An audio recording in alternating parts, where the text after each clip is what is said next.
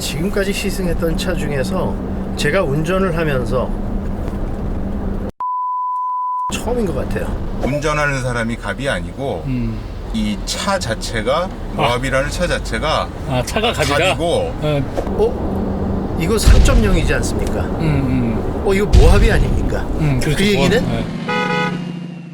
50대도 아닐 것 같아. 60대 정도 돼요. 60대. 자, 그러면 이제 시작하겠습니다. 오늘 또 새로운 아재라이드 멤버 게스트 우리 이남석 박사님 모셨는데 웰컴. 웰컴 리.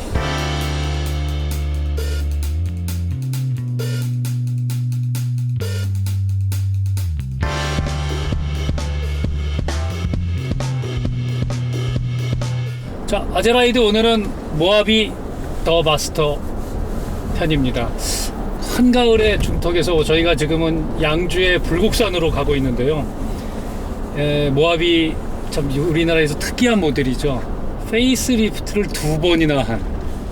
통상 자동차 개발 주기라는 게 페이스리프트 한 번, 그 위에는 풀모델 체인지를 하는 게 정석인데, 모하비는 어쨌든 2008년에 나온 차체와 파워트레인을 거의 대부분 유지하면서 무려 12년째 지금 장수를 하고 있습니다. 저희가 오늘 시승할 차는 이제 두 번째 페이스리프트 모델 3.0 V6 디젤 엔진을 단 올휠 드라이브 5,292만원짜리 거의 5인승 풀옵션 모델인데요. 모하비는 일단 슬픈 역사를 갖고 있기도 하죠. 2008년 출시와 함께 이제 하반기 미국에 진출했다가, 미국에는 이제 보레고란 이름으로 나갔는데 같은 사막 이름 중에 하나로 나갔다가 2년도 채 못 팔고 3년째에 철수를 한 그런 또 아쉬운 모델이기도 했는데요. 국내에서도 11년 동안 겨우 11만 대, 그러니까 1년에 10,000대도 못 팔았던, 어떻게 보면 명맥을 유지하기 어려웠던 차인데 두 번째 페이스리프트 모델로 나왔습니다. 보통 모하비들은 이제 아재들이 좋아하는 차, 이런 또 그러면 굉장히 모하비 타는 분이 그 자긍심이 높은 차, 그런 차로 유명한데요. 자, 모하비 컨셉이나 등등을 가지고 이제 얘기를 할 텐데, 먼저 오늘 저희가 그 촬영 전에 사전 시승에서 굉장히 고생을 많이 하고 오셨더라고요. 시승 소감 한번 말씀해 주시죠. 먼저 하시죠. 아시죠? 근데 녹화된 얘기 보니까 뭐 좋은 얘기 나올 것 같진 않지만 어쨌든 시승 소감. 저는 저희가 항상 시승하는 코스를, 똑같은 코스를 다른 차 했던 데하고 똑같은 코스를 갔었는데, 지금까지 시승했던 차 중에서 제가 운전을 하면서 어지러웠던 차는 처음인 것 같아요. 칼가이에서 남 기자가 그런 이야기도 했던데, 두부를 타고 가는 것 같다. 먹는 두부. 네. 근데 진짜 그런 느낌이 났어요. 출렁거리는. 네.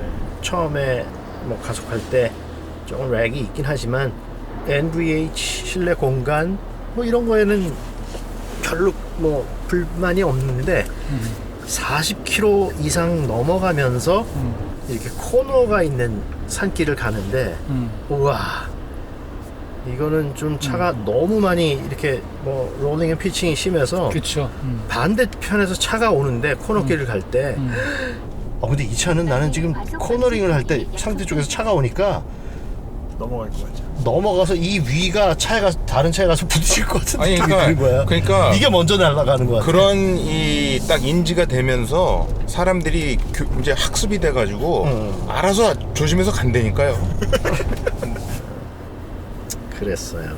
그러니까 디자인은 이따 얘기하겠지만 거기에 대해서 아마 이 박사님이 어떤 논리가 있으신데 사실 저는 2014, 15년경으로 기억을 하는데, 이제 처음에 한번 페이스리프트가 됐었을 때 모하비를 시승을 한 적이 있었어요. 오늘 두 번째로 운전을 해보고 느꼈던 소감은 그 느낌 그대로, 좋게 말하면 변치 않는 모하비만의 이제 특징이라 그럴까요? 잘 보존을 하고 있다라는 생각을 했고요. 편의사양 같은 측면에서는 이제 개선이 분명히 이루어졌지만 기본적인 동력 성능이라든지 이제 모하비가 운전자에게 주는 어떤 그 느낌 뭐 이런 측면에서는 전혀 이제 새로운 거는 없다라는 생각을 했습니다. 그러니까 그때 타셨을 때랑 어떤 게 비슷하셨던? 바디온 프레임 방식만의 이제 뭐 일부 특징일 수는 있는데 그 중에서도 특히 좌우, 전후, 상하 뭐 이제 이런 출렁거리는 느낌이 여전히 이제 그대로 유지가 되고 있고요. 뭐 좋게 평가하자면은 운전자로 하여금 경각심을 가지면서 운전을 할 수 있게끔 만들어주는 뭐 인간과 교감을 할 수 있는 저희를 가르쳐주는 뭐 그런 기능까지 신비한 기능까지 가지고 있는 차 되게 아니겠어요? 근데 굉장히 어려운 표현이신데 좀 아주 단순하고 예, 단순하게 말씀드리면 운전하는 사람이 갑이 아니고 이 차 자체가 모하비라는 차 자체가 차가 갑이다. 갑이고 나는 원래 이러니까 네가 맞춰라 나한테. 당신이 알아서 맞춰서 잘 운전하세요. 그러니까 내가 굉장히 지금 조심하고 이게 벌써 이 경계 모드로 딱 들어가서 운전을 하고 있어요. 그러니까 이거야 이거 딱 그러니까 저 같은 지금 이런 상태로 이렇게 여기서는 운전을 해야 돼. 산길 커브길이야. 조심해야지. 이게 벌써 이 휴먼 이 브레인에 들어와 있기 때문에 모하비가 아무리 얘가 이제 그런 상태라도 무리가 없는 거죠. 이거 보세요. 얼마나 부드러워.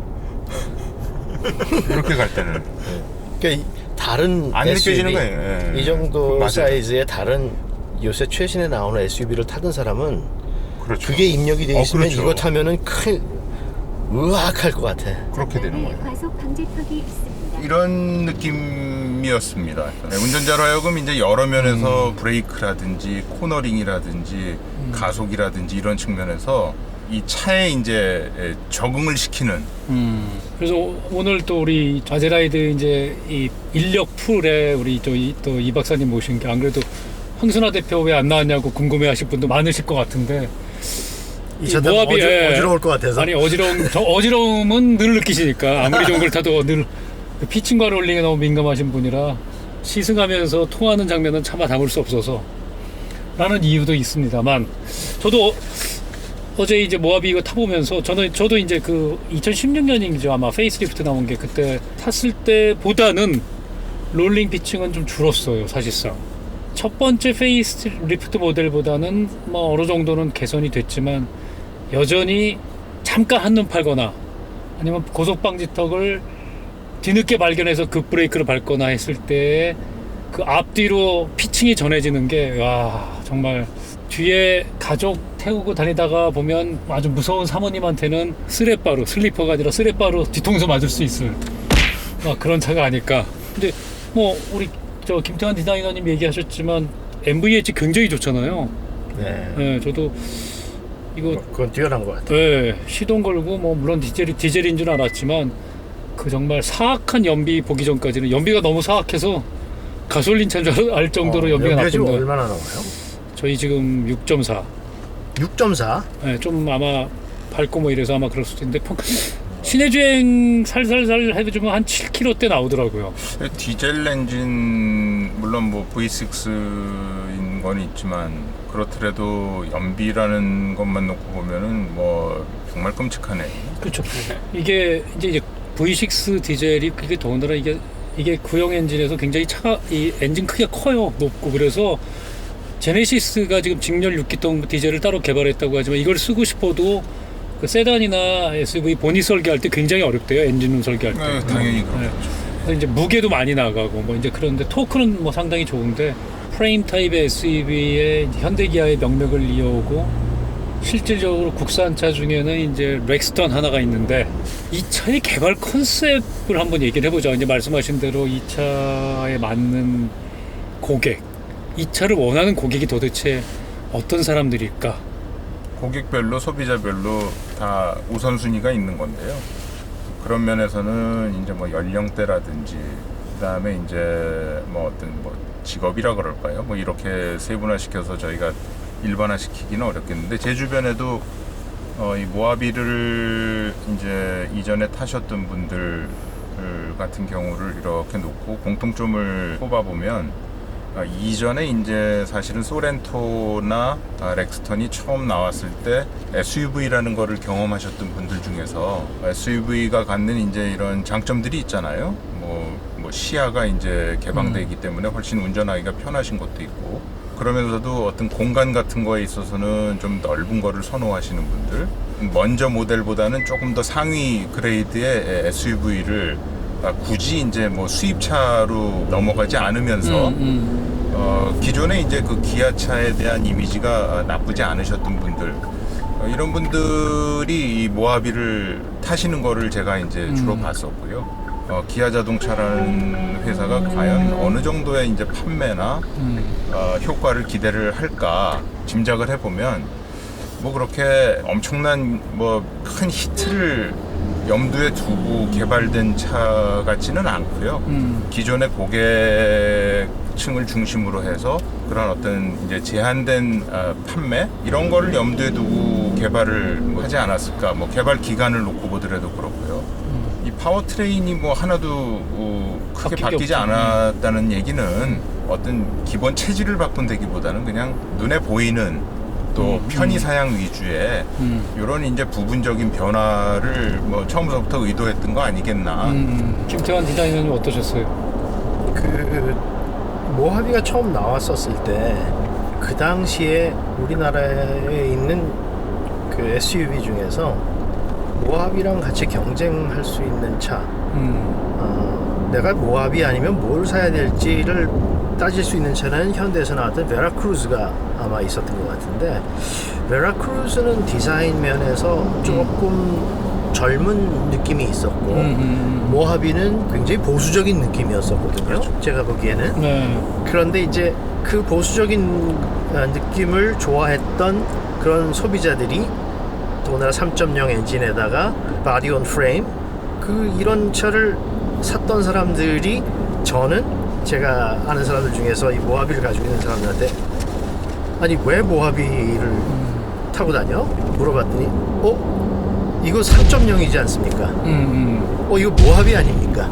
그렇죠. 그 얘기는 네. 여러 가지 뭐 SUV들이 있지만 이건 제일 비싼 차예요. 기아에서 나오는 제일 비싼 SUV예요. 그걸 얘기를 했는데 그렇게 하던 사람들이 저는 이 새로 나온 페이스리프트의 커스터머일 것 같아요.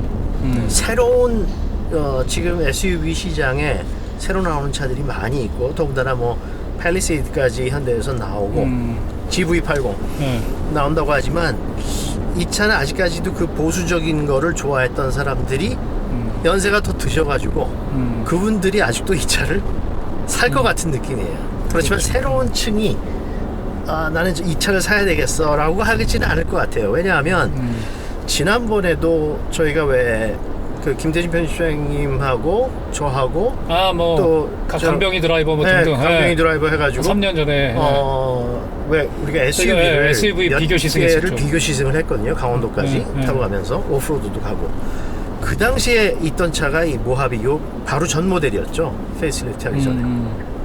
그런데 그때 탔었을 때 벌써 3년 전에도 거기에 비교했던 모델들, 물론 주로 이제 외국 SUV 브랜드들이었는데 역시 제일 옵션은 뭐 약했지만 요새 새로 나오는 디스커버리가 아니고 그 전에 디스커버리, 그게 그래도 가장 오프로드에 맞는 충실한 차다라고 저희가 얘기를 했었고, 그 중에서 가장 떨어지는 이 차는 어떻게 이걸 타고 다니지 할 정도의 그런 느낌을 가졌던 차가 모하비였는데 한 3, 4년 전보다도 더 많이 비교하고 더 많이 다른 차들하고 시승을 해보고 차를 선택할 경우에는, 이 차를 선택할 경우는 별로 없을 것 같아요.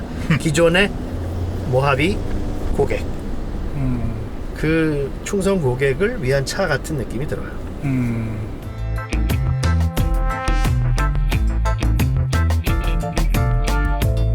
단종될 뻔하다가 2015년 그때 뭐 이제 SUV 바람, 뭐 레저 바람 불면서 다시 또 뭐 마이너 체인지 하면서 15,000대 연간 6,000대까지 팔리다가 결국은 페이스리프트 두 번째라는 또 독특한 자동차 역사를 썼는데 그런 만큼 프레임 타입의 뭐 이제 V식이 3.0 뭐 프레임 타입은 이제 솔직히 어느 고객들도 잘 얘기는 안 하지만 V식이 3.0의 기아의 가장 비싼 모델 중에 하나였던 그 당시만 해도 제일 비쌌겠죠. K9이 없었을 때니까 그런 자긍심으로 탔던 차가 아닐까.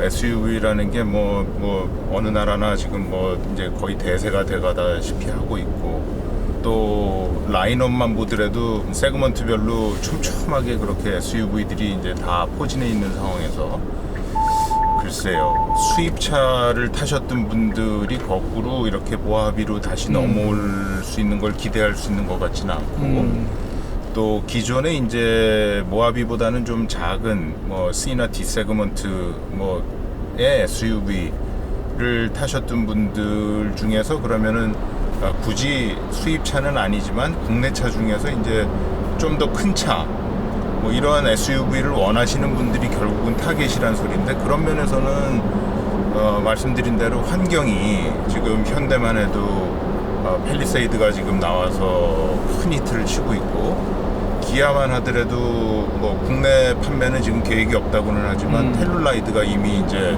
미국에서 시판이 이제 되고 있는 이런 상황이기 때문에 글쎄요 이 모하비라는 것이 앞으로 얼마나 오랫동안 그 정도의 이제 확실한 그 기존의 고객들을 확보를 하면서 입지를 그래도 유지를 할 수 있을지 걱정이 된 거죠. 새로 차를 개발한 회사 입장에서는. 뭐 하여튼 뭐 풀모델은 아니었지만 이제 주로 편의장치와 이제 내장, 뭐 외관 인테리어 일부 손봤지만 현재 일단은 반응은 좋아요. 이게 월 2,000대밖에 생산이 안 돼서 지금 한 4, 5개월 밀려서 지금 계약해도 내년 봄이나 받을 수 있을 정도로 한 4, 5천, 5, 6천 대 정도 지금 이제 주문이 밀려 있다고 하는데 일단 뭐 이게 그 정도 주문을 소화하려고 뭐 라인을 증설한다 그럴 만한 차는 아니지만 어쨌든 반응은 괜찮습니다.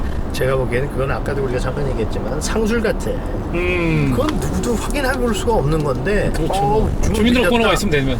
네, 그 다른 사람들, 그 우리나라에서는 이제 어떤 가게에 가면 이게 요새 제일 잘 나가는 거예요라고 그러잖아요. 그러면 사람들이 그래? 제일 잘 나가는 거야? 내 주관보다는 남이 좋아하고 남이 요새 잘 팔린다 그러면은 그거 그냥 따라가는 그거를 아마 이용하는 거 아닌가라는 생각이 좀 들어요. 아무 확인해 볼 방법이 없으니까. 그렇죠. 어쨌든 이게 모하비는 그 두 번째 마이너 체인지라는 부분 때문에 결국은 뭐 이제 인테리어 하고 외관 디자인 뭐 이제 중국차 느낌 많이 난다 뭐 이런 여러 가지 얘기도 있지만 또 뭐 기아차의 디자인 아이덴티티를 계승을 했는지에 대해서도 좀 뭐 불분명한 요소들이 여러 개가 있는데 텔룰라이드가 이제 나오겠죠 우리나라에도. 뭐 아직까지는 우리나라에 뭐 출시 예정이 없다고 하지만 제가 보기에는 이 차는 그냥 버리기보다는 아직 텔룰라이드가 나오기 전까지 그 세그먼트를 잠깐 유지할 수 있는 징검다리 같은 그런 역할을 해주고 그렇게 하기 위해서는 아마 이 페이스리프트가 필요했고 이 페이스리프트가 아마 마지막 페이스리프트 아닐까. 그리고 나서는 모하비는 아마 역사 속으로 사라지지 않을까라는 생각이 들어요. 뭐 이제 판매량이 얘기를 해주겠죠. 텔룰라이드 나오기 전까지 그렇죠. 뭐 이걸 모하비도 있는데 텔룰라이드까지 내놓으면 기아의 뭐 SUV 라인업이 거의 8개, 9개 이렇게까지 늘어나니까. 근데 저는 한 가지 좀 한번 어떻게 생각하시는지 좀 알고 싶어서 질문이 있는데 이 어떤 차라든지 어떤 제품을 사다가 내가 이 제품을 이제 오래 사용했고 다른 제품을 사야 되는데 근데 나는 이 똑같은 브랜드에 똑같지는 않지만 그걸 조금 더 발전시킨 뭐 모양이라든지 페이스리프트 자동차 같은 경우에는 그 차를 다시 사는 고객들 재구매 고객이잖아요. 네. 다시 돌아오는 고객. 근데 이분들한테는 제일 중요한 게 제가 알고 있기로는 여러 가지 중에 뭐 서비스도 있고 뭐 퀄리티도 있고 많은 것 중에 그게 감동이거든요. 내가 얼마만큼 이 제품을 가지고 감동을 받았었는지 그거를 느낀다면 다시 재구매를 할 수 있는 그런 부분이라고 생각하는데 저는 잘 모르겠어요. 뭘 가지고 사람들이 이전 모델을 가지고 감동을 받았었는지 어떻게 생각하세요?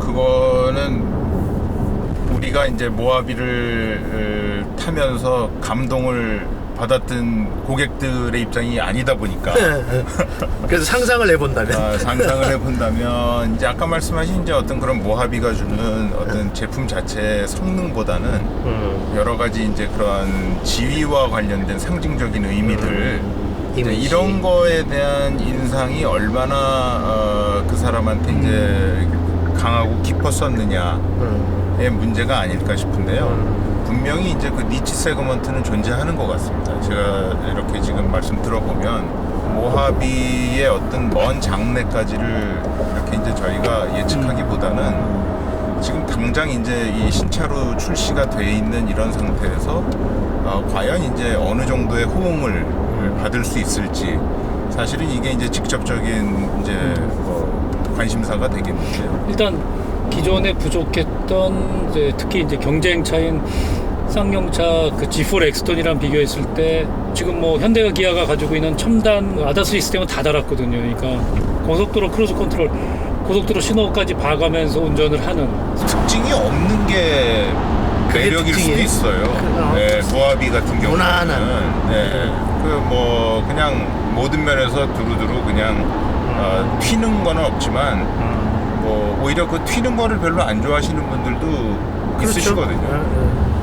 그러니까 그냥 준수하게 모나지 않게 그렇지만 뭐 편리하게 이런 욕구를 갖다가 충족시켜주는 게 특징 아닐까요? 그것도 한 가지 있겠네. 그렇지만 은근하게 이야기할 수 있는 자랑할 수 있는 V6 3.0 엔진 그런 게 있는 거죠. 사실 옛날에 뭐 옛날이라 그래봐야 80년대 90년대까지만 해도 우리나라에 V6 엔진을 달린 차는 거의 없었잖아요. 네. 그래서 사람들이 이 V6 6기통 V6라고도 안 하고 그냥 6기통 엔진 하면은 예. 벌써 예. 저 차는 힘 좋겠는데? 그게 뭔가 4기통 엔진 차보다는 뭐 한 단계 위라는 한 단계 위라는 뭐 이제 이런 그냥 막연한 인식이 있잖아요. 그렇죠. 그 모하비도 이제 그런 면이 다분히 있지 않겠나. 그렇죠. 그러니까 렉스턴, G4 렉스턴이 어떻게 보면 프레임 타입으로 더 늦게 개발돼서 나와서 전체적인 셰시라든지 이런 것은 훨씬 더 앞서갔는데 이 모하비한테 결국 뒤진 게 이제 4기통 2.2 디젤을 써서 모하비 타는 소비자들이 이제 오너들이 야 나는 V6 3.0인데 이걸로 그냥 G4 렉스턴을 뭐 이제 그런 좀 뭐 이렇게 뭘 스펙에서 만드는 오는 어떤 우월감 같은 게 그렇죠. 작용할 수 있어요. 겉으로 내보이지 않는 은근한 가지고 있는 내 자랑거리. 그렇죠. 국산차를 타면서 아니 적어도 그러면서도 이 프레임 바디라는 게 귀해졌잖아요. 어쨌든 모노코크 스타일보다는 또 잘못된 믿음이지만은 어떤 이제 또 인식이 있냐면 저부터도 이전에 들었던 얘기는 뭔가 이 프레임 바디는 튼튼하다. 그렇죠. 모노코크라는 거는 이거는 뭐 승용차에나 어울린다. 특별히 SUV까지는 뭐 그래도 이게 역시 프레임 바디가 훨씬 더 내구성이 있고 튼튼한 차다. 사실은 그 반대인데도 불구하고 그렇죠. 이제 아직 그런 인식이 남아 있잖아요. 거기에 이제 여전히 V6라는 거 그리고 이제 뭐 어떤 디자인 변화 같은 것들 주면서 편의 장치 뭐 이런 걸로 이제 그런 부분을 또 이제 상승시키는 예전에 안전한 차라는 거는 이 충돌 시에 외관이 그대로 유지가 되는지 뭐 이걸 가지고 튼튼하다고 우리가 믿었던 적이 있잖아요. 그렇죠. 그게 잘못된 상식인데 옛날에 그 볼보가 이제 뭐 광고를 할 때도 그런 효과를 봤었던 거고요. 80년대인가 미국에서 광고할 때 찌그러지면서 충격을 흡수해서 사람에게 전달되는 그 충돌 에너지를 줄여주는 건데 이게 프레임 타입은 빵 박아가지고 원형이 많이 살아있으면은 그걸 결국은 이제 탑승자들이 다 전가 받아야 되는 부분인데 저도 기억나는 게 모하비 타셨던 분은 예전에 이제 골프 열심히 칠 때 보통 이제 그렇게 얘기하잖아요. 야, 그냥 뭐 우리 만나서 내 차 타고 가자 이렇게 얘기하잖아요. 근데 네 차가 뭔데 이렇게 물어보는 게 정상인데, 야, 근데 내 모하비 타고 가자 뭐 이렇게 얘기하는 저는 그런 분들이 기억이 나서, 아니 물어보지도 않았는데 내 모하비 타자고, 내 모하비 타고 같이 가자고 얘기를 하셔서, 그만큼 모하비 고객들은 뭔가 하여튼 그 충성도는 굉장히 높았던 것 같아요. 근데 그 사람들은 또 그 사람들의 가치가 있기 때문에 그걸 정말 그렇게 내 차 타고 가니까 모하비 타고 가자고 얘기할 정도의 자긍심이 있었던 건데, 그런 점에서 보면 모하비가 우리 한국의 자동차 시장에서 주는 특이한 부분이 있는 것 같아요. 절대 많이도 안 팔리는데 뭐 평균 계산해보면 한 연간 8, 9천 대 정도 팔리는 차인데, 현대기아 입장에서 보면 이 8, 9천 대 팔리는 차는 벌써 단종을 했거든요. 이게 뭐 시그니처가 되는 플래그십 세단도 아니고